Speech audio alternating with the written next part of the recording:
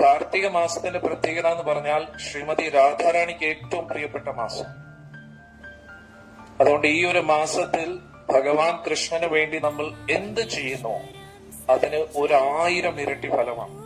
ഈ മാസത്തിൽ ഏകാദശി അത് ഇരട്ടിക്ക് ഇനിയും റിസൾട്ടാണ്. അതുകൊണ്ട് ഭഗവാന്റെ ഏറ്റവും വലിയ ഒരു അവസരമാണ് ഈ കാർത്തിക മാസം. നമ്മുടെ മനസ്സ് എത്രയോ ജന്മങ്ങളായിട്ട് നമ്മളിങ്ങനെ കെട്ടിവെച്ചിരിക്കുകയാണ്. അന്നേരം നമ്മൾ ഇതാണെന്ന് നമ്മൾ തെറ്റിദ്ധരിക്കുന്നു, നമ്മളെ കൊണ്ട് ഇങ്ങനെ പറ്റൂ എന്ന് നമ്മൾ ചിന്തിക്കുന്നു. ഇതിനെ ഓവർകം ചെയ്യണമെങ്കിൽ അതിന് നല്ലൊരു അവസരമാണ് ഈ ദാമോദര മാസം.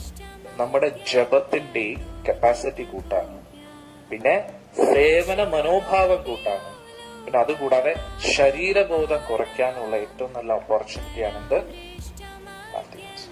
ഭഗവാൻ കൃഷ്ണന്റെ മിക്ക ലീലകളും നടന്നത് ഇതേ മാസത്തിൽ തന്നെ. നമ്മൾ ശ്രീമദ് ഭാഗവത്തിൽ കാണുന്ന മിക്ക ലീലകളും, ഗോവർദ്ധന ഉദ്ധരിച്ചതും രാസലീല നടന്നതും മിക്ക ലീലകളും നടന്ന ഈ മാസം തന്നെ. അതുകൊണ്ട് ഈ മാസം ഭഗവാനും വളരെ പ്രിയപ്പെട്ടതാണ്, രാധാറാണിക്കും വളരെ പ്രിയപ്പെട്ടതാണ്.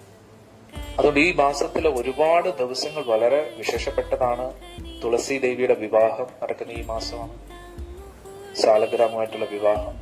ഭഗവാന്റെ അനുഗ്രഹം ഏറ്റവും കൂടുതൽ ലഭിക്കാൻ ഏറ്റവും ഉത്തമമാണ് ദാമോദര ലീല.